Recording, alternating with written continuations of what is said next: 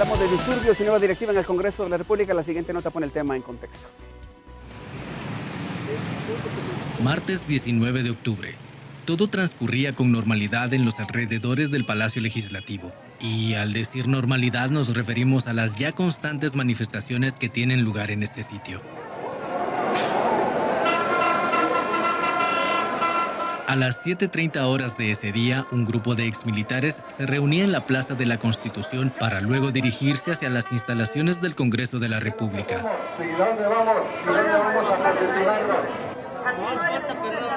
Transcurrían las horas y pasado el mediodía, algunos de los manifestantes empezaban a dispersarse, mientras otro grupo permaneció frente al Portón Negro, ese que da paso al ingreso y salida de vehículos de la Junta Directiva del Congreso.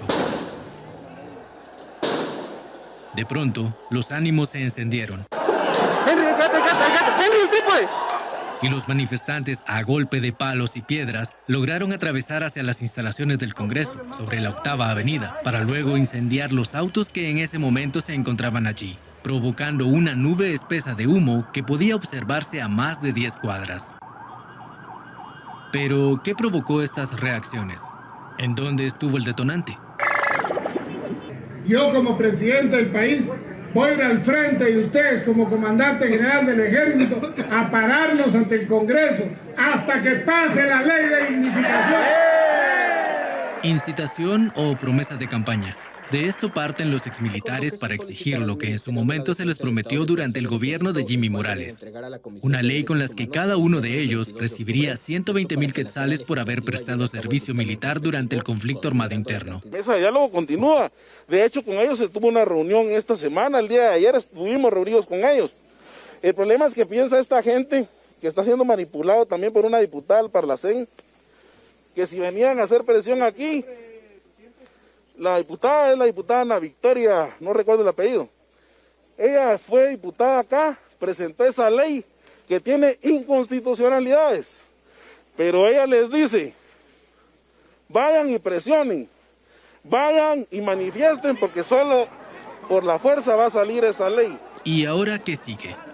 Los manifestantes emplazan al Congreso a que resuelva su situación en una semana, o caso contrario, seguirán en las calles, alejados de cualquier actitud pacífica. Ahorita esto comienza, esto se le va a volver un caos al presidente, lo que yo le dije. Hemos estado de verdad allí con mucha paciencia llevándonos porque se hizo el reporte. Ahora dice el presidente del Congreso que no hay un listado cuando ya se le pidió a través de ellos el 24 de septiembre.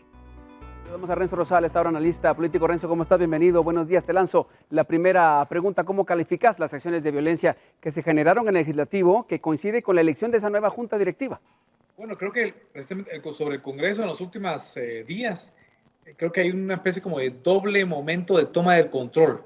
Por un lado, el toma del control político con la elección de la nueva Junta Directiva que tomará posesión en enero del próximo año, pero que producto de una serie de negociaciones, de pactos, lo que vemos ahí en ese primer, digamos, esquema es, aunque se cambian los rostros casi totalmente, con una sola excepción, el diputado Carlos Santiago Nájera, todos los demás miembros de la nueva Junta Directiva son, digamos, diputados que no habían estado en esa instancia, pero en la práctica la conformación, la correlación de fuerzas es la misma que la que ha tenido esta actual legislatura, y que lo que indica es que digamos, oficialismo, el bloque oficialista se consolida, ha logrado inclusive muy probablemente solucionar un poquito algunas tensiones, algunas disrupciones que pudieron haber tenido en los últimos meses, y lo que vemos es que es una junta directiva, diría yo, muy endeble, muy débil, con una diputada que es primeriza en el Congreso, es primeriza en la junta directiva, y que todo indica que en buena medida es una continuidad. Aunque el diputado Alan Rodríguez no va a estar presente visiblemente, él y los intereses, el conjunto de intereses que están atrás, van a continuar. Y lo que vemos es, digamos, un proceso de debilitamiento. Me parece que ahí lo que va a ser responsable esa nueva junta directiva es de garantizarle al oficialismo control sobre un conjunto de procesos que son importantes, que el Congreso de la República va a ser protagonista el próximo año. Me refiero de alguna forma, de forma indirecta, la elección del nuevo fiscal general, aunque no es una elección del Congreso, sí hay una intervención indirecta. Muy probablemente sí se dé la elección de Cortes, la elección del próximo Contralor General de Cuentas, y además el año próximo es un año preelectoral, que entonces también el Congreso de la República tiene un papel fundamental en esa línea. Así que creo que es una junta directiva, reitero, que va a ser muy manipulable, que es para complacer en buena medida al Ejecutivo. Lo que vimos después, el hecho de violencia suscitado por esta presencia de exmilitares, exmiembros de las patrullas de autodefensa civil, es otra expresión de querer tomar control por la fuerza. Y además creo yo que hay dos elementos importantes. Por un lado, está claro que estos exPAC están buscando que el proyecto de ley que les beneficiaría con el otorgamiento de muchos incentivos económicos está dando vueltas ahí, y que por lo tanto esta es una forma, por supuesto me parece totalmente equivocada y totalmente fuera de sentido, antidemocrática, autoritaria, pero desde su punto de vista es una forma de hacer presión.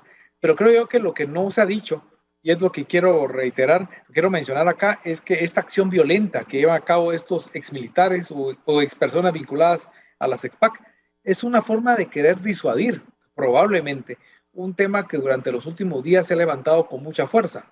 Es decir, me refiero a la alianza Sandra Torres, Suri Ríos, Mario Estrada, Alejandro Yamatei. Esos 4 actores con sus respectivos partidos son los que han permitido el control de la Junta Directiva, que ya mencionamos, pero esa ubicación en términos de mucho cuestionamiento de esos 4 actores como un nuevo pacto político bastante oscuro para el país, probablemente la acción de los exPAC lo que busca es sustituir en la agenda pública, que nos olvidemos por un tiempo de esto que estoy mencionando y que todos estemos hablando de los hechos de violencia. Al final de cuentas, me parece que el tono que tiene la dinámica del país, como cerraremos este año 2021, y probablemente va a ser determinante el próximo año, e inclusive puede que se aumenten este tipo de hechos de violencia, creo que es lamentable, y lo peor es que probablemente el Congreso ceda a estas pretensiones de los exPAC, y ahí estamos comprometiendo cerca de 1,000 millones de quetzales más, y al final de cuentas es una medida de extorsión violenta, lamentable, y que reitero, el hecho de que esté secundada por el propio presidente de la República, porque él prometió en campaña que les iba a facilitar estos mecanismos, estos incentivos, me parece que es una nueva forma de seguir jugando con los recursos públicos. ¿Qué se debe malestar, Renzo, y la toma de estas acciones por parte de estos supuestos grupos de exmilitares? Bueno, creo que puede obedecer quizás en 2 líneas. Por un lado, hay un hartazgo, ¿verdad? Hay muchos cuestionamientos, muchas críticas sobre el modelo político-social que se tiene en el país, y el hartazgo no se demuestra o no se canaliza mediante las formas democráticas, porque también hay una crisis de los mecanismos de intermediación. Los partidos políticos, los movimientos sociales, pues también tienen dificultades, y por lo tanto se dan estas manifestaciones, digamos, extremas de uso de violencia o de afectación, de daño en este caso, a monumentos o a edificios públicos y demás. Por el otro lado, lo que me parece es que es una tonalidad que se tiene a nivel de América Latina en general, tiene que ver con las prácticas autoritarias. ¿Sí? El autoritarismo está calando, no solamente en los gobiernos, sino también está calando en la ciudadanía, lamentablemente. Entonces hay una mayor propensión hoy a las acciones de calle, pero violentas.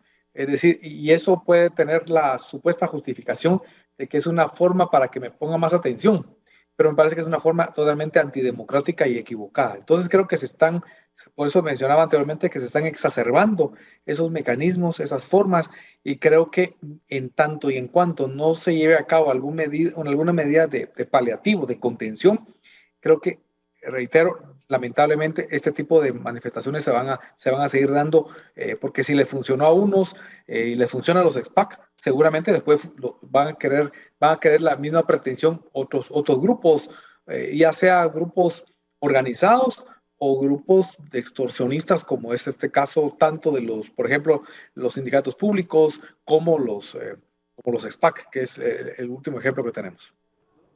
¿Cómo se califica el trabajo, Renzo, de esta directiva actual en el Congreso, la que sale? Bueno, es un trabajo totalmente mediocre, es un trabajo en el cual probablemente los indicadores de ellos para cumplir con los grupos pro impunidad en el país ha sido en buena medida efectivo, pero no, eso no son los fines del Congreso, no son los fines, las funciones de Junta Directiva. En términos de intereses ciudadanos, el trabajo es absolutamente, ya ni siquiera precario, sino es absolutamente, como dije, mediocre, es un trabajo espurio, es un trabajo casi que criminal el que ellos han llevado. El problema está que eso va a continuar. La nueva Junta Directiva que se acaba de elegir tiene el encargo de continuar y acelerar, inclusive meterle el pie a todo ese tipo de pactos que son cada vez más oscuros. Y creo que también la mala noticia es que todo apunta en que la siguiente legislatura, la legislatura 2024-2028, probablemente va a tener básicamente la misma tonalidad. Renzo Rosal, hoy hablando en esta entrevista de disturbios y nueva directiva del Congreso de la República. Saludos, Renzo Rosal.